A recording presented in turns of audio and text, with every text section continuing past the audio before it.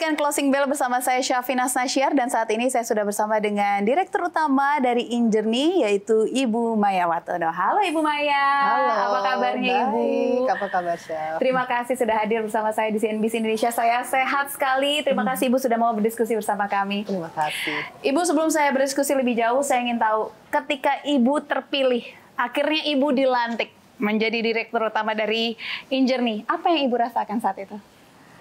Wah, yang saya rasakan pastinya it's a privilege ya. It's a privilege. Ini kan suatu amanah dan kepercayaan yang saya pastinya berterima kasih sekali kepada Kementerian BUMN, Pak Erick Thohir, Bapak Wamen Kartika Wiratoatmojo, dan Bapak Wamen Doni Oskaria, dan juga semua dari Kementerian BUMN yang memberikan kepercayaan ini kepada saya ya, amanah. Jadi memang pastinya happy banget, tapi juga pastinya ini datang dengan suatu tanggung jawab yang besar, di mana memang visi kita untuk membangun Injourney sebagai ekosistem pariwisata dan aviasi ini sangat besar, dan juga peran BUMN sebagai backbone of engine economic growth untuk nasional ini sangat besar. Jadi pastinya ini suatu privilege, tapi juga tanggung jawab yang tidak akan saya sia-siakan.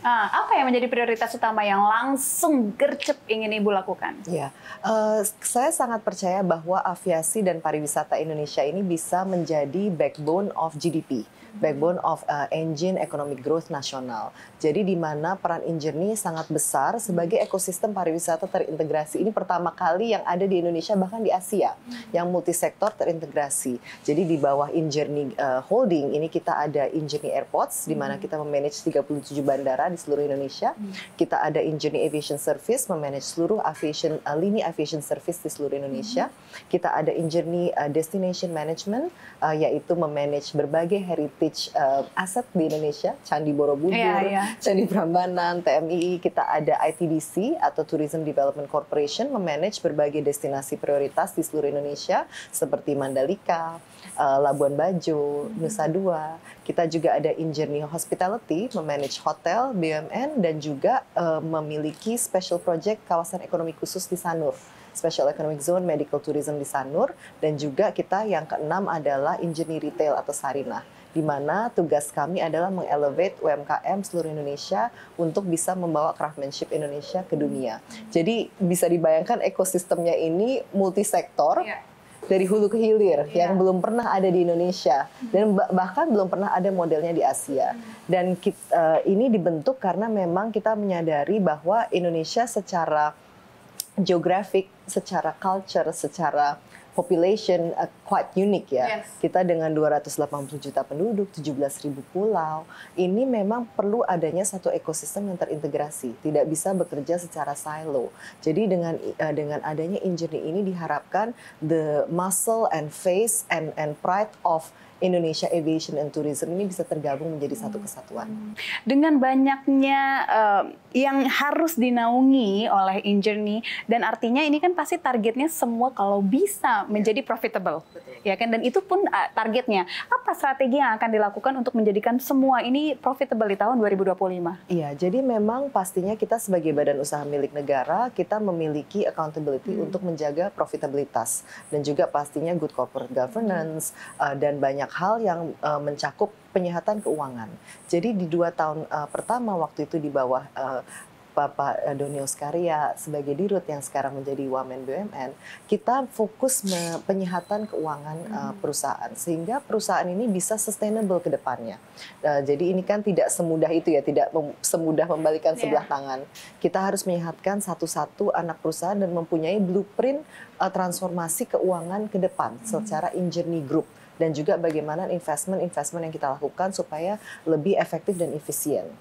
Nah, ini kita lakukan satu-satu corporate action di setiap subholding, di setiap member perusahaan, sehingga saat kita mengkonsolidasi ini kita bisa membukukan profit yang cukup baik, EBITDA yang cukup baik. Jadi sebelumnya dari minus, kita sekarang di tahun ini prognosa kita bisa di angka sekitar 2 triliun. Untuk net income, EBITDA sekitar 13 triliun. Jadi memang ini suatu quantum leap juga ya untuk Injourney. Jadi tidak hanya dari sisi economic impact, tapi juga dari penyehatan keuangan, commercial value itu bisa tercapai, tapi juga economic impact, national impact untuk negara itu juga tercapai. Lantas apa yang bisa dilakukan oleh Injourney untuk bisa meningkatkan daya saing pariwisata di Indonesia di kancah internasional? Karena kalau kita berbicara tentang pariwisata, apalagi di Asia, banyak sekali spot pariwisata yang menarik gitu. Tapi gimana caranya biar Indonesia ini bisa terus menarik? Ya, jadi kami bisa berkolaborasi dengan berbagai kementerian lembaga, berkolaborasi dengan Kementerian Pariwisata, Kementerian Perhubungan, banyak sekali kementerian yang kami berkolaborasi untuk memajukan pariwisata Indonesia. Memang Indonesia ini, indeks aset pariwisata Indonesia ini tertinggi di Southeast Asia. Kita nomor 1 di Asia Tenggara. Tapi saat kita mengconvert itu ke travel maupun share of wallet, unfortunately we become actually the 5th. The lowest. Jadi kita bisa lihat bahwa potensialnya itu sebenarnya sangat tinggi untuk dikembangkan. Nah, apa trigger-trigger key drivers untuk meningkatkan pariwisata di Indonesia? Kita bisa lihat salah satunya adalah connectivity. Aviasi, karena itu kita bekerja sama sangat erat dengan Kemenhub juga untuk meningkatkan konektivitas di Indonesia. Jadi ada konektivitas, infrastruktur pastinya. Lalu amenities, hotel. Secantik apapun destinasi, kalau tidak ada infrastruktur, konektivitas, maupun amenities, attraction, F&B, itu tidak akan jalan suatu destinasi. Kita membangun ini di Bali sudah lebih dari 40-50 tahun kan. Nah ini juga yang harus kita bangun di destinasi-destinasi tempat lain selain Bali, betul. Jadi kalau misalnya kita lihat berbagai negara, itu pastinya ada destinasi, ada 3 atau 4 destinasi gitu. Nah, kita ingin membangun destinasi-destinasi lain di luar Bali sehingga kita memiliki at least misalnya 3, 4 bahkan 5 destinasi super prioritas di luar Bali. Dan ini telah dicanangkan. Oke, apa yang menjadi tantangan terbesar untuk membangun fokus tadi di luar Bali?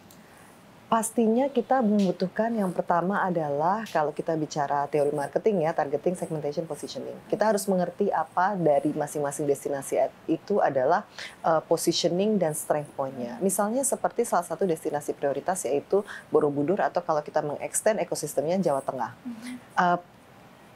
Strength point, targeting, segmentation, positioning dari Borobudur itu pastinya adalah heritage, culture, art. Berbeda dengan Bali yang mungkin beach, atau berbeda dengan Labuan Bajo yang kita bicara mengenai wildlife, ecotourism, diving. Jadi masing-masing destination itu punya strength point sendiri yang harus kita market secara berbeda.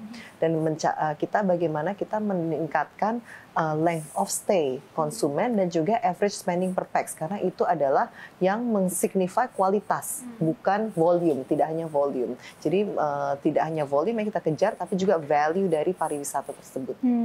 Oke, tapi sejauh ini seberapa besar kontribusi dari sektor pariwisata yang dikelola oleh Injourney terhadap PDB nasional?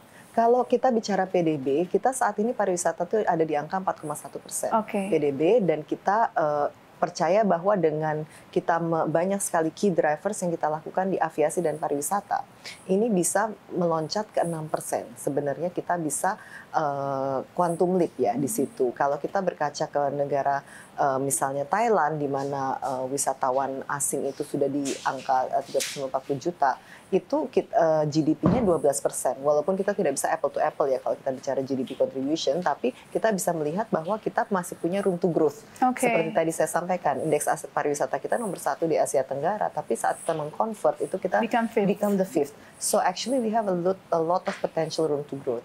Dan destinasi-destinasi kita tuh sebenarnya masih hidden gems. Masih banyak yang belum tereksplor. Betul, ya masih banyak yang belum tereksplor dan bisa ditingkatkan lagi. Jadi saya sangat percaya bahwa ini kita bisa meningkatkan ini asal kita concerted effort dari seluruh pihak, dari seluruh kementerian lembaga, pemerintah pusat, pemerintah daerah, lalu juga berbagai sektor lainnya termasuk private sector untuk bersama-sama concerted effort membangun destinasi-destinasi di Indonesia. Oke, dan terlepas dari kolaborasi yang memang saat ini sudah dijalin oleh Injourney terhadap kementerian atau lembaga, bagaimana Injourney memastikan adanya keterlibatan dengan masyarakat lokal juga, sehingga masyarakat lokal ini juga bisa merasakan dampak ekonomi dari perkembangan pariwisata yang dibangkitkan oleh Injourney? Iya, pastinya itu sangat penting ya. Karena memang at the end of the day tujuan dari pariwisata ini kan adalah roda ekonomi, dampak ekonomi. Kita tahu tadi saya sampaikan kita 18.000 pulau, 270 juta penduduk, ini adalah on the go market yang sangat besar. Jadi bagaimana kita bisa mengatur pergerakan wisatawan domestik maupun internasional untuk mencapai ke peningkatan ekonomi melalui on the go market.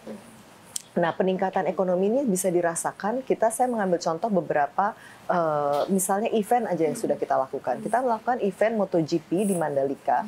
Impact-nya untuk economic impact untuk sustainable 5 tahun ke depan itu 4,5 triliun.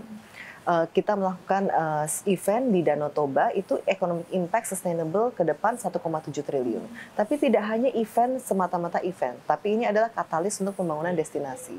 Di Toba itu dengan adanya event ini kita bisa melihat pergerakan investor ya yang ada di Toba. Kita sekarang ada Hotel Bintang 5 di Samosir, Hotel Bintang 5 di Balige, nanti juga ada di Sibisa-bisa, terbangun lagi di Samosir. Jadi investor lebih punya kepercayaan untuk invest dan membangun hotel, amenities, infrastruktur kita benahi, connectivity kita benahi. Jadi semuanya itu harus sinergi.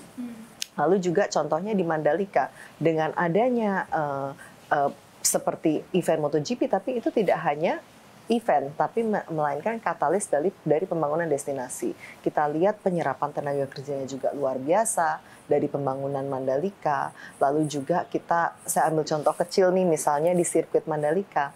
Marshal dari MotoGP itu tahun pertama itu semua dari Spanyol, dari Dorna, dari Dorna, dari Spanyol, dari Italia, dari Eropa.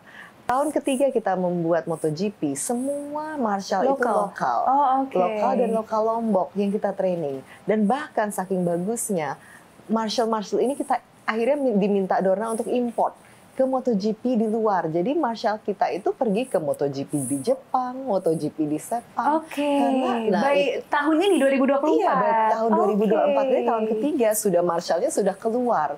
Ini kan story yang sangat luar biasa. Jadi bahwa kita juga bisa mengekspor SDM kita. Jadi kita bisa membuka lapangan kerja di Indonesia, tapi juga bisa mengekspor SDM kita keluar. Jadi transfer of knowledge itu memang sangat penting. Nah, ini yang kita harapkan juga kita bisa lakukan di berbagai area dan di berbagai sektor. Iya. Berbicara tentang roda ekonomi ini juga nggak lepas dari banyaknya angka turis yang datang ke dalam negeri, tetapi juga lokal turis dan juga dari luar. Apa yang dilakukan oleh Journey untuk bisa meningkatkan angka kunjungan pariwisata baik dari lokal dan juga mancanegara? Ini pastinya kita harus bekerja sama sangat erat dengan Kementerian Pariwisata ya, karena memang ini KPI dari Kementerian Pariwisata adalah as far as I know 14 juta wisatawan asing dan juga 1,2 miliar pergerakan domestik. Ini memang tidak mudah. Jadi ada beberapa key strategic initiative yang harus kita lakukan, key drivers, key levers yang harus kita lakukan. Misalnya wisatawan internasional 14 juta, meaning itu kita harus membuka konektivitas dari luar untuk mencapai 14 juta. Kalau kita bicara asumsi seat load factor dari airlines aja itu sekitar 80%, meaning kita harus mempunyai 20 juta seat capacity untuk masuk ke Indonesia. Dan kita harus bekerja sama dengan Kementerian Perhubungan untuk membuka seat capacity untuk masuk ke Indonesia. Sama halnya dengan pergerakan wisatawan domestik. 1,2 miliar ini kita harus melihat metrik-metrik yang kita dapat acuan ya. Jadi dengan peningkatan, misalnya tadi saya sampaikan peningkatan length of stay itu akan membuat pergerakan itu bertambah dan juga average spending per pax meningkat. Betul. Misalnya kita bicara dari kabupaten ke kabupaten, dari Borobudur lalu kita bergerak, makanya saya bilang kan itu ekosistem, let's say Joglo Semar, Jogja, Solo, Semarang, Jawa Tengah seluruhnya. Jadi bisa ke Borobudur, nanti mampir di Muntilan, mampir di Klaten gitu, lalu itu akan menambah economic impact on the go market. Jadi ada beberapa key inisiatif yang memang harus berbeda antara wisatawan Nusantara maupun wisatawan asing. Itu dengan dua strategic inisiatif program kerja yang berbeda untuk itu. Oke.